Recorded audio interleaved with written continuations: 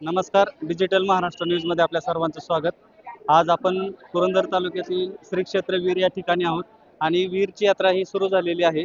या यात्रेचं नियोजन काय आहे, काय भाविकांसाठी सोयीसुविधा केलेल्या आहेत, याबद्दल आपण ट्रस्टचे जे चेअरमन आहेत राजेंद्र धुमाळ त्यांच्याकडून आपण माहिती जाणून घेणार आहोत. सर, मला सांगा, ही यात्रेची व्यवस्थित तयारी कशी झालेली आहे आणि काय नियोजन आहे? साधारणतः श्रीनाथ मस्कोबाची यात्रा 11 तारखेपासून 23 तारखेपर्यंत चालू आहे. या यात्रेसाठी देवस्थान ट्रस्ट व वीर ग्रामस्थ यांची जबाबदारी येते. त्यामुळं आम्ही देवस्थान ट्रस्टच्या वतीने भाविकांची, अगदी राज्यातूनच नाही तर परराज्यातून सुद्धा भाविक येत असतात, त्यांची सोय व्हावी या दृष्टिकोनातून आम्ही स्वच्छता, आरोग्याच्या सुविधा, तसेच या यात्रेत गर्दी खूप असते. त्यामुळे त्यांना आमच्या गावातल्या गणपती मंडळाच्या कार्यकर्त्यांनी 160 मुलांनी स्वयंसेवक म्हणून काम करण्याची नियोजन केलेलं आहे. प्लस आमच्याकडं आम्ही होमगार्ड,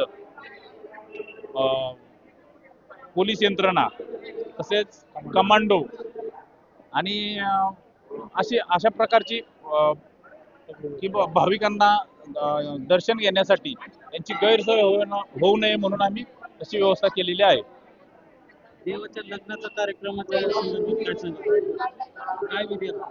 देवाच्या लग्नाचा कार्यक्रम जो असतो तो साधारणतः आज संध्याकाळी 6 वाजता कोडीची पालखी आणि इतर अजून 6 पालख्या बाहेरगावच्या, की जेणेकरून कनेरी, वाई, सोनवडी, भोंडवेवाडी, राजेवाडी, पुण्यातून कसब्यातून एक आहे, अशा 8-7 गावच्या पालख्या बाहेरून येतात.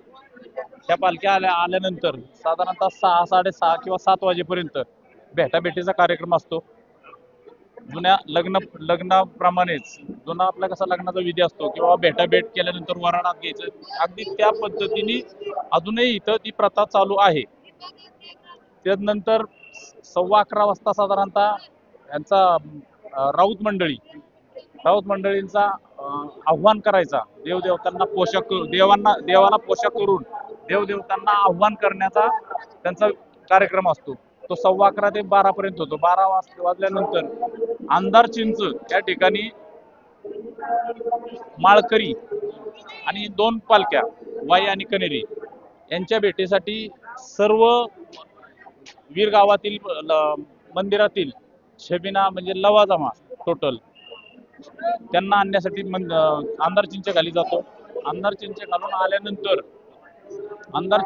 आल्यानंतर मंदिरात साधारणतः 1:30 ते 2 या टायमिंग मध्ये पुरोहितांच्या उपस्थितीत लग्न सोहळा पार पडतो. विषयी काय सांगा? नमस्कार, मी अमोल धुमाळ, वीर देवस्थान ट्रस्ट विश्वस्त. वीर यात्रा ही फार मोठ्या प्रमाणात भरत असते. महाराष्ट्रामध्ये 2 नंबरची यात्रा म्हणून या यात्रेकडे पाहिलं जातं. वीर यात्रेला येणारे 7 पालख्या आणि वीरची 8वी पालखी असं त्याचं यात्रेचं स्वरूप असतं. या यात्रेला येणाऱ्या भाविकांमध्ये बैलगाड्यांचं प्रमाण फार मोठ्या प्रमाणात आजही आहे. त्या प्रमाणाचं नियोजन आम्हाला फार मोठ्या प्रमाणात करावं लागतं. त्यासाठी आम्ही यात्रेच्या अगोदरच एक 15 दिवस JCB ट्रॅक्टरच्या सहाय्याने ज्या ज्या ठिकाणी आम्हाला साधन मिळेल अशा ठिकाणी आम्ही त्यांना ग्राउंड तयार करून त्या ठिकाणी त्यांची बैठक व्यवस्था तयार केलेली आहे.